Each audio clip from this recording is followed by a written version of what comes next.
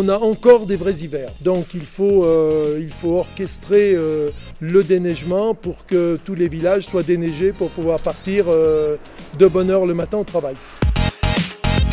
Et par rapport à tout ce qui concerne l'écologie, on avait souhaité couper, faire moitié-moitié, c'est-à-dire 50% de sel et 50% de pouzzolane. Quand on a une grosse période de froid, on sait que le sel ne va pas travailler au-delà de -7. Donc ces zones froides, on va les traiter avec de la pouzzolane, comme ça on a le tapis de neige. La pouzzolane, comme ça nous fait un antidérapant qui est très efficace et surtout qui dure plusieurs jours. On n'a pas besoin de passer tous les jours.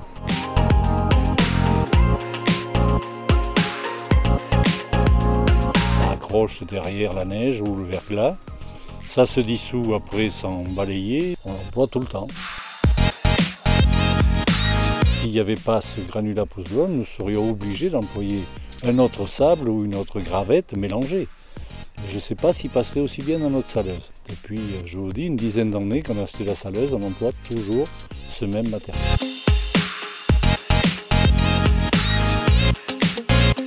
On a des routes qui ne sont pas ensoleillées pendant 2 mois, dans lesquelles il y a très peu d'habitations. Donc le sel ne sert à rien parce que ça ne roule pas assez. Dans ces cas-là, on traite uniquement avec de la pouzzolane. Et les gens en sont ravis parce que ça monte. Et on a un avantage aussi, c'est que la pouzzolane ne prend pas le soleil, ne prend pas cette énergie, donc ne fond pas dans la glace et reste toujours au sommet de la glace. Donc justement, quand on ne la met pas, ça se voit. Donc ils nous appellent.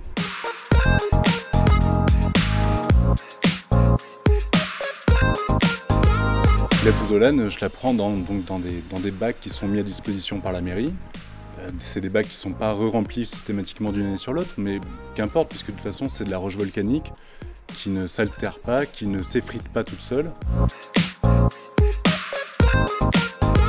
J'habite dans un village de moyenne montagne, avec des rues bien pentues, et dès qu'elles sont enneigées, j'ai le réflexe de prendre de la pouzzolane et d'en mettre devant ma voiture au moment où je pars au travail. C'est un réflexe.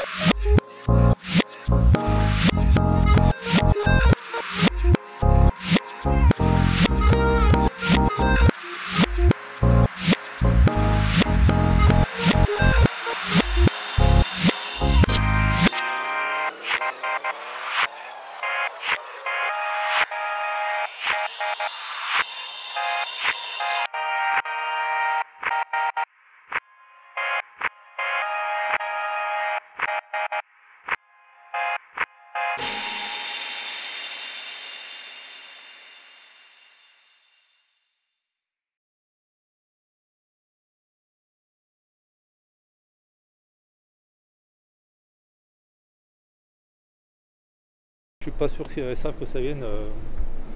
C'est d'où? D'Auvergne, du Puy-de-Dôme, hein, c'est bien ça.